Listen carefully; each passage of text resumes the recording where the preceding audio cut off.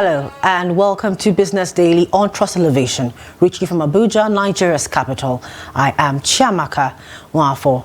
Let's start you off with some top stories in the world of business.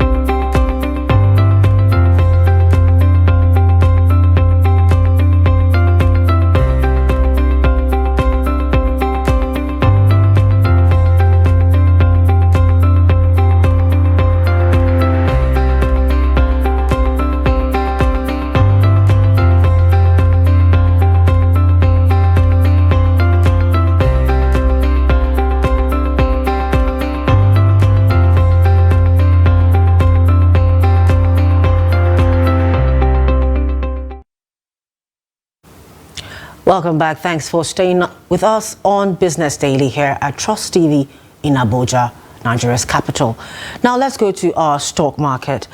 Let's look at what happened on Friday, 22nd of September 2023. At the end of trading on Friday, the all share index closed at 67,324.59 basis points. That was a decline of 1.39%, and the market capitalization closed at 36.845 billion naira. Of course, that's equally another decline, and the volume of trades was 1.02 billion shares valued at 4.354 billion naira in deals worth of 6,370 deals. Now, what does that entail generally? Now, from that, we see that with the previous trading day of Thursday, there was a decline in volume, 8% decline in volume, a 25% decline in turnover, and a 20% decline in deals. Now, when we go to our gainers table, we had 115 NGX listed equities participating in trading. Now, topping our gainers table will be NEM Insurance Company, closing the day at 5 naira 50 kobo, up by 10%. Now, we see that Lasoko Assurance, still in the insurance company, closed the day at 2 naira 4 kobo, up by 9.68%. And we have Cornerstone Insurance closing the day at 1 naira 37 kobo, up by 9.60%. I don't know what's happening, but it seems like the insurance industry had a very good day on the floor of the stock exchange on Friday. As there's a green table, there's equally a red table. Let's get to our losers table and see what's happening there. Now, Uwando PLC closed today at 11 naira 85 kobo, losing at 9.89%. Same thing for Dangote Cement, closing the day at 334 naira, losing an 8.49%. And we have Ikeja Hotel closing the day at 2 naira 50 kobo, losing a minus 8.09%. Now, how did all this affect the trading of the week, actually? Now, before we go into our top trades for today, I'm just going to give you an overview of the weekly update. Now, as we see, the decline in the stock market declined by profit taking in Dangote Cement, MTN Nigeria, and other 38 stocks. That was why the stock market on a weekly basis, week to date ending 22nd of September 2023, declined. Now, the all share index and market capitalization as of 22nd and that declined equally at 0.11%, ending at 67,324.59 points and 36.9 trillion naira. Now, over the week, an aggregate of 3.9 billion units of shares were traded in 38,536 deals, valued at 3.079 billion naira. Now let's go back to our table. Now we see that for the top trades, Universal Insurance Company had the top trades at 670.23 million volume units of shares traded on that day. And of course, Sterling Financial Holdings closed the day with 65.16 million shares in that day, and Owando PLC surprisingly was among the top traders and still topping the losers table. Well, let's see how this affects our sectors. Now, in the sectors, NGX Banking went up at 0.75% on Friday. NGX Industrial had a bad turnout at minus 4.77%. And NGX Consumer Goods went up by 0.11%. NGX Oil and Gas, regardless of Owando's turnout, actually did well, going up by 0.28%. And NGX Insurance, well, expect that should be a good turnout, seeing as our top gainers were all insurance companies, closed the day at 3.32%. Now, what's happening? Let's see on the African continent. Now, Johannesburg Stock Exchange has seemed to come back on board. On Thursday it went down, but it seems it's coming back up, ending the day at 73,398.78 basis points, up by 0.22%. And Ghana Stock Exchange still maintaining its green position, closing the day at 3,168.24 basis points, going up just there at 0%. Now, Naira Stock Exchange, it just seems that something is not happening right there. It keeps going down. It's been on the red for about 3 to 4 5 days now since last week. It's still on the red, closing at minus 0.14%. And that's the much we have for you on Stock Exchange at the moment. Do stay with us. We'll be right back with more on Business Daily.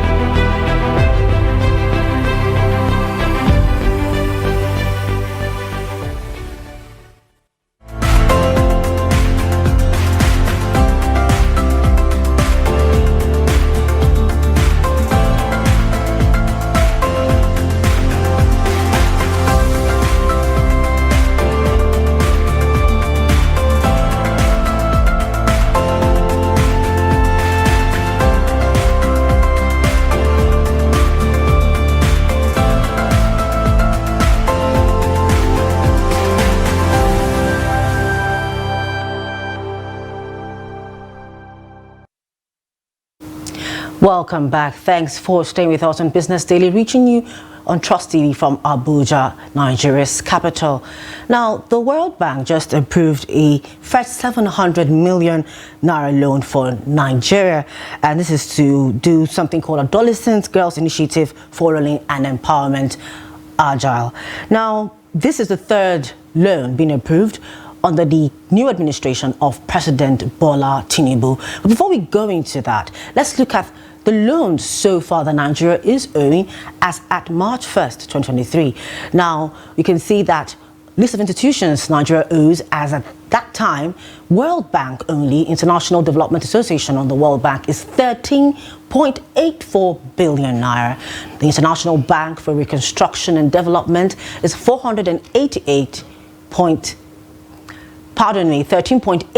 billion dollars. I think Naira is a lot in my mouth. So International Bank for Reconstruction and Development is $488.35 million. Now, when we come to the African continent, we're equally owing the African Development Bank Group.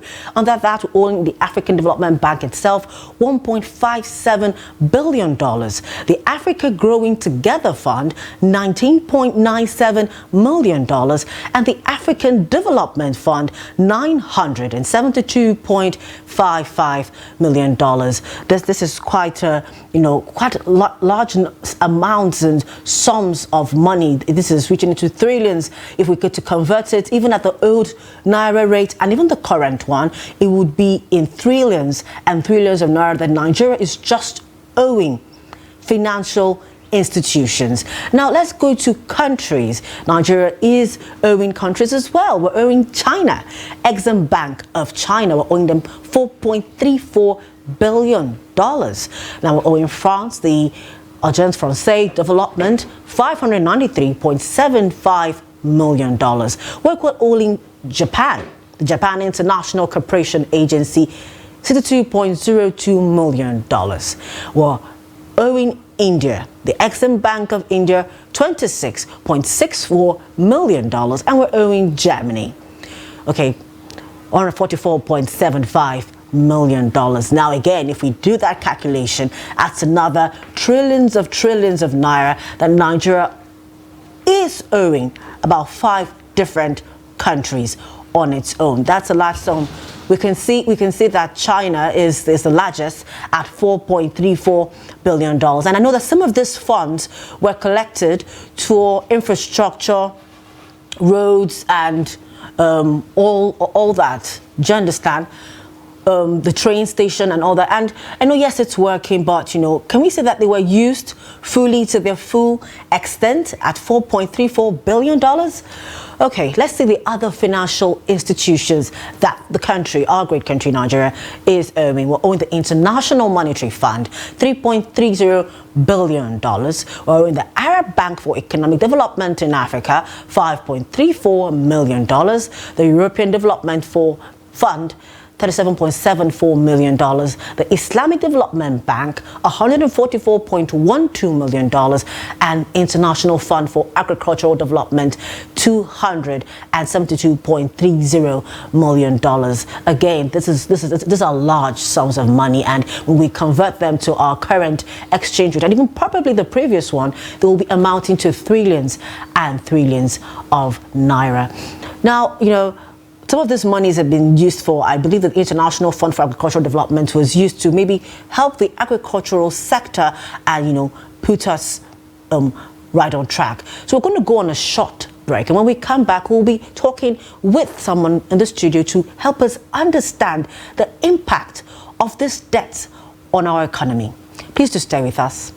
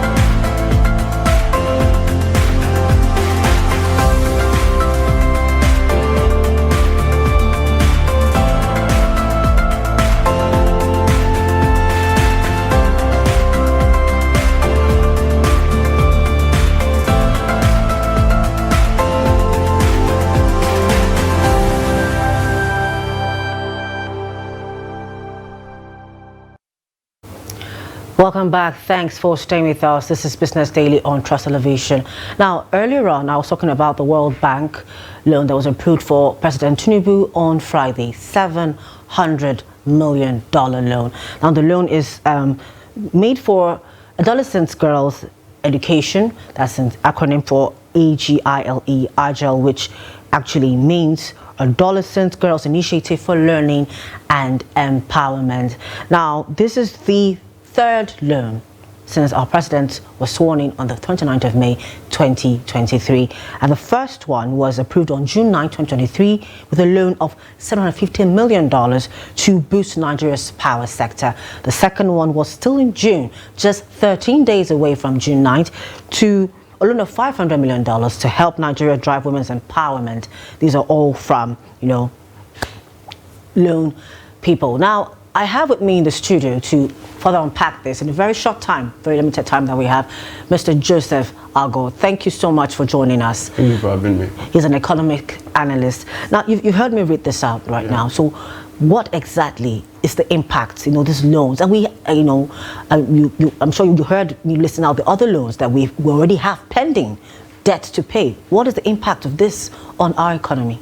The first is we're practically, if with these new additions, we're practically spending all of our current revenue, or be practically spending all of our current revenue on debt servicing. So that again will reduce the efforts of governments in delivering on whatever it is that it has set itself to do. So you're going to have government not meeting its obligation because the debt servicing is already squeezing or shrinking government's revenue, and that is definitely going to affect government spending in, let's say, infrastructure, government spending in education, healthcare, and so on and so forth. Okay, so now, some of these loans that have been collected so far, two of them is for girls in education, women empowerment. Now, I love these things. I want women to be empowered. I want girls to get educated. But do we need loans for this to happen? I'm sure there are grants to apply for that can make this happen, that we don't have to pay them back. So why are we collecting loans for these things? Of course, there's a separate conversation around African countries and loans generally, whether IMF or World Bank, and Africa's predisposition toward getting loans. If you take youth empowerment, let me start with women empowerment and girl child education. Now, look at what happened last week with the invasion of bandits at Federal University, Gusau. So there's so much investment in girl child education, but we're doing it while having to tackle insecurity.